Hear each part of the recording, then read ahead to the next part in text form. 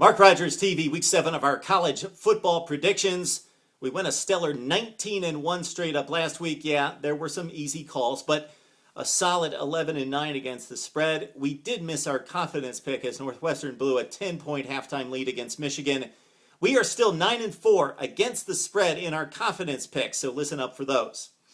We begin with the 4th-ranked Wisconsin Badgers at home against Indiana. This score 83-20 last year, as Brett Bielema took a beating in the media for piling up points against poor Indiana.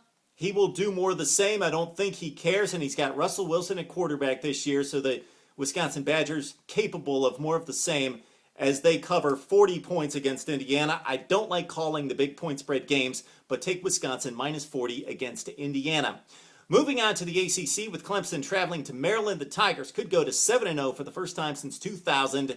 This, not one of the rough spots on the schedule, as Maryland has looked awful at times, specifically a 38-7 loss to Temple. Dan O'Brien and C.J. Brown, their two quarterbacks, went 5 of 23 for 53 yards last week, so Randy Edsall doesn't exactly have a quarterback of choice here. Both will play horribly against a very fast Clemson team, a very confident Dabo Swinney club, as Clemson rolls and covers the 8 points against Maryland.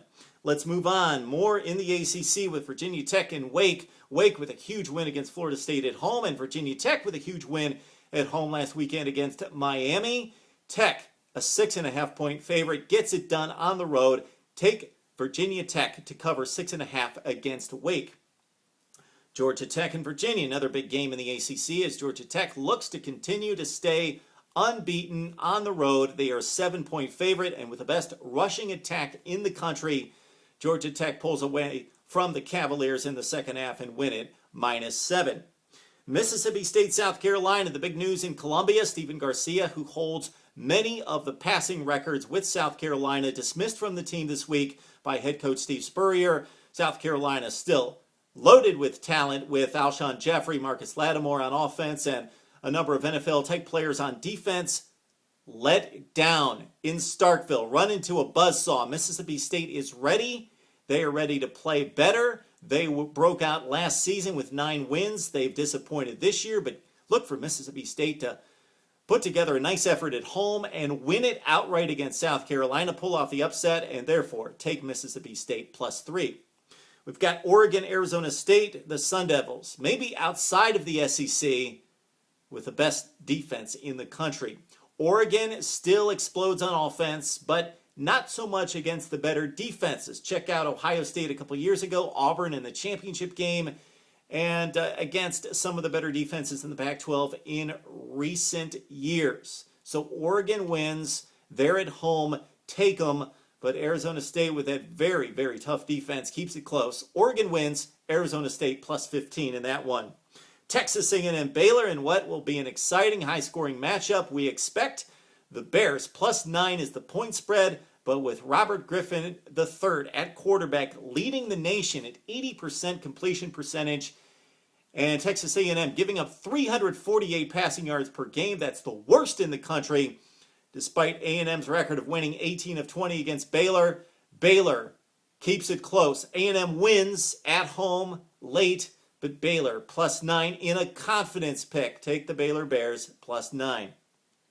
We've got Michigan State, huge game in the Big Ten, as the winner of this one will take a huge step toward winning their division and moving on to the Big Ten championship game. Michigan, in similar circumstance, last year at 5-0, marched in against Michigan State and got blown out 34-17. The numbers don't look good in this one. Kirk Cousins at quarterback, very efficient usually. Michigan State #1 in the country in defense, but the schedule has been a bit light outside of Notre Dame, even with Ohio State, the Buckeyes struggling on offense. So we like Michigan to win this game, Denard Robinson to make enough plays, and hopefully not throwing 3 interceptions as he did last week against Northwestern. So we've got Michigan on the road winning, so take the Wolverines +3 as well. Oklahoma, Kansas, Sooners roll in this one. Again, a huge point spread, so we don't know what's going to happen in the fourth quarter, who's going to be playing, and how motivated they're going to be, but got to call this one. So we've got Oklahoma -35 against Kansas. Also, Bama, Ole Miss. In this one, the Rebels at home going to keep it close. Bama sleepwalks in this one, so Ole Miss keeps it close. Bama wins, but take Ole Miss plus the 27.5 points there. Stanford, Washington State. Andrew Luck has his way. Cardinal win it minus 21. Also, Oklahoma State, Texas. This a huge game. Oklahoma State in the last decade has broken into the top tier of the Big 12, but they can't break through Oklahoma. Texas, they did beat the Longhorns, and of course a down year for Texas last year. Oklahoma State with maybe the best offense in the country. Texas is back to a degree, but we, of course, got a display last week that they're not ready for this type of stage, even at home. So we like Oklahoma State, and we like them to cover the 7 points. Texas will have trouble scoring with David Ash and Case McCoy still trying to figure things out at quarterback and sharing time there. Again, Oklahoma State wins, and they win minus 7. Illinois, Ohio State, the Buckeyes, 3-3. They have not lost, though, in Champaign since 1991, and usually the roles reversed. Illinois comes in undefeated this season. And so the Buckeyes looked great for 2.5 quarters against Nebraska. Braxton Miller hurt and out of the game. Joe Bauserman was horrible. The Buckeyes let down on defense for the first time this year. The defense has been stellar, but that fourth quarter, ugly against Nebraska as they got gashed on the ground. So what do we see this year, or this week against Illinois? Well, we see a tough football game with the Buckeyes gaining confidence against Nebraska, possibly, or that could have taken the wind out of their sails. We shall see. Nathan Shieldhouse has protected the football. He's thrown very well, and of course, Illinois loves to run the ball. So we see a close matchup. We do see Illinois at home winning to stay undefeated and besting the Buckeyes. Take Illinois minus 3 against Ohio State. Auburn, Florida, the Gators started 4-0, but have come back down to earth against LSU and Alabama. They get a lighter touch with the Auburn defense this week, but it's still Jacoby Brissett getting the call at quarterback for Florida.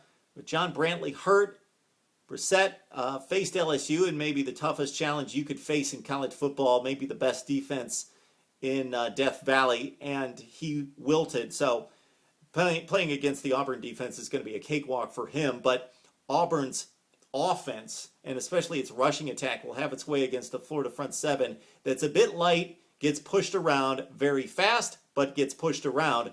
So we like Auburn winning on the road in Gainesville and take the Tigers plus the 2 points. One more to tack on. Boise State with a scrimmage against Colorado State. Take the Rams to keep it close. Colorado State plus 32 against Boise. There you go for college football week 7 on Mark Rogers TV.